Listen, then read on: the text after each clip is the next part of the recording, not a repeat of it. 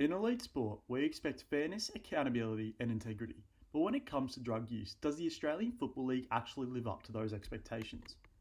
The AFL's three strikes drug policy is designed to protect players, but in doing so, it raises serious concerns about whether it's truly effective. Ultimately, this policy falls short. It doesn't properly deter drug use, it lacks transparency, and it prioritises protecting the league's image over maintaining the integrity of the game. To understand why this is such a debated issue, it's important to look at how the policy actually works. The Australian Football League illicit drugs policy allows players to test positive multiple times before facing any public consequences. It's built around a harm minimisation approach, meaning the focus is on supporting player well-being rather than immediately punishing them. While this may seem reasonable, the policy has faced significant criticism. In an article for The Age, Caroline Wilson argues that the policy lacks transparency and effectively shields players from public accountability, raising concerns about how fans are actually told.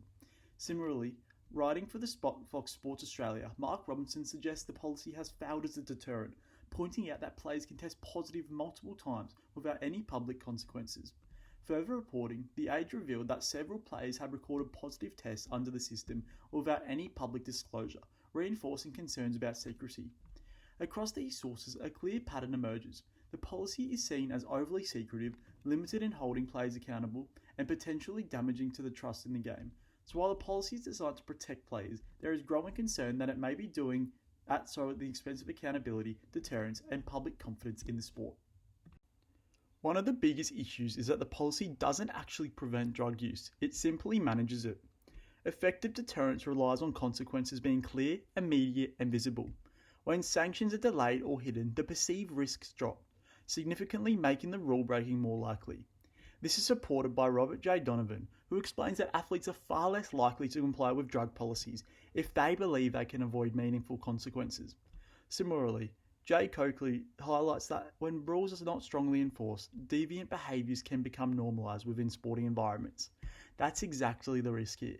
If a player knows they can test positive once or even twice without public consequences, the system loses its deterrent effect. Instead of preventing drug use, it creates a space for it. Another major issue is transparency. Sport depends on trust from fans, sponsors, and the wider community. Without it, the legitimacy of the competition begins to erode. As Aaron Mazanov explains, transparency is critical for maintaining integrity within sport systems. When processes are hidden, people begin to question whether rules are being applied fairly and consistently. The AFL's approach creates a clear inconsistency. Performance-enhancing drug violations are publicly exposed under global anti-doping systems, yet illicit drugs use is handled privately. From a fan perspective, this creates a clear double standard, where some rule breaking is visible and other is kept hidden. Over time, that lack of openness damages confidence in the system. Instead of reinforcing integrity, the policy begins to create doubt. There's also a strong argument that the policy is designed to protect the AFL as a business. The Australian Football League isn't just a sporting league, it's a major commercial organisation. Its reputation directly impacts sponsorships, broadcasting deals, and fan engagement. From an economics perspective, maintaining a clean public image is critical. However, as Rodney Fort explains, the long-term success of sport organisations depends on maintaining credibility and trust, not just avoiding short-term controversy. By keeping drug cases private, the AFL may reduce immediate negative headlines.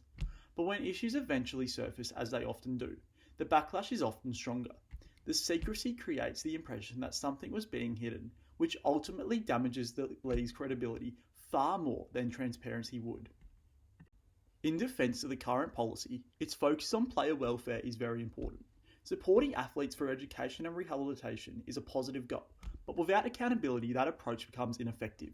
Research by Susan H. Backhouse shows that athlete compliance is strongest when support systems are combined with clear and consistent consequences. If the balance shifts too far toward protection, the system begins to look lenient rather than supportive. And once that perception takes hold, it becomes much harder to convince people that the policy is actually working. Overall, the AFL's three strikes drug policy is not effective. It fails to deter drug use, lacks transparency, and prioritises protecting the league's image over maintaining integrity. To move forward, the AFL must strike a better balance between player welfare and accountability, because without both, trust in the game cannot be sustained.